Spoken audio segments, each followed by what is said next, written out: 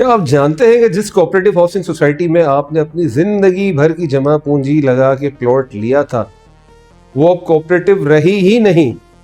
क्या आपको मालूम है कि जिस मैनेजिंग कमेटी को आप वोट देकर चुनते थे उसे रातों रात खत्म करके डायरेक्टर का राज कायम कर दिया गया है? आज की वीडियो उन लाखों प्लॉट ओनर्स के लिए है जो पाकिस्तान, कराची और कराची में मौजूद स्कीम 33, बहरिया टाउन या कराची की मुख्तलिफ सोसाइटीज़ में रहते हैं और उन्हें पता ही नहीं कि उनकी सोसाइटी अब SECP के तहत एक प्राइवेट लिमिटेड कंपनी बन चुकी है। इस तब्दीली से आपके प्लॉट की कानूनी हैसियत पर क्या असर पड़ा? क्या ये सब कानूनी है या कोई बड़ा स्कैम? चलें पर्दा उठाते हैं। सबसे पहले समझते हैं कि ये जादू होता कैसे है। कोऑपरेटिव सोसाइटीज हमेशा सिंध कोऑपरेटिव सोसाइटीज एक्ट पहले 1925 और अब 2020 के तहत रजिस्ट्रार के पास रजिस्टर होती हैं, लेकिन अब हो ये रहा है कि सोसाइटीज को कंपनी एक्ट 2017 के जरिए प्राइवेट लिमिटेड कंपनीज में कन्वर्ट किया जा रहा है। इसके लिए अक्सर सेक्शन 495 से 500 पारा 9 का सहारा लिया जाता है, जो किसी भी मौजूदा इदारे को बाहैसियत कंपनी रजिस्टर करने का रास्ता देता है। जब ये कन्वर्जन होती है तो पुरानी मैनेजिंग कमेटी खत्म हो जाती है और उसकी जगह बोर्ड ऑफ डायरेक्टर्स ले लेते हैं। अक्सर केसेस में वहां सिर्फ 2 डायरेक्टर बनकर बैठ जाते हैं जो पूरी सोसाइटी के मालिक बन जाते हैं। और हाँ, याद रखें, इसका असर आपकी लीज पे भी पड़ता है। अब बात करते हैं सिंध कोऑपरेटिव सोसाइटीज एक्ट 2020 की। इस एक्ट को लाया ही इसलिए गया था ताकि मैनेजमेंट की मनमानी को रोका जा सके।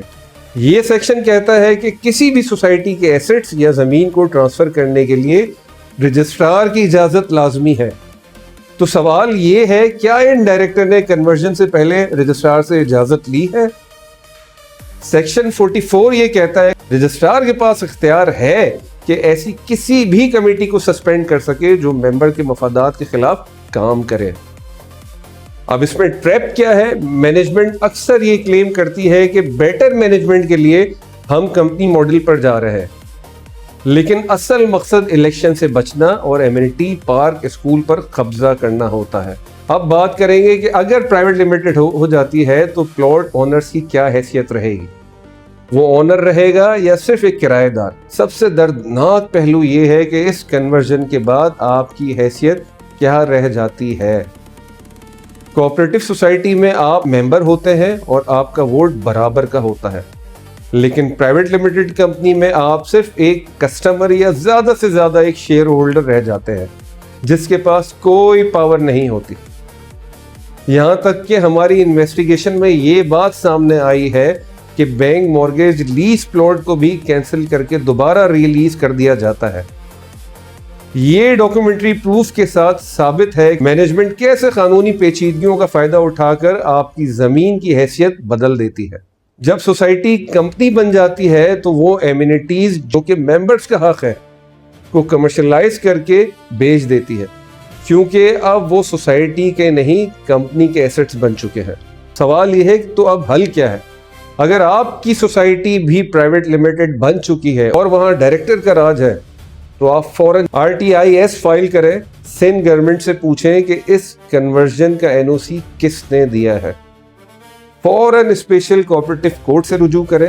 एक्ट 2020 के सेक्शन 73 के तहत बनाए गए कोर्ट का फौरन रुख करें।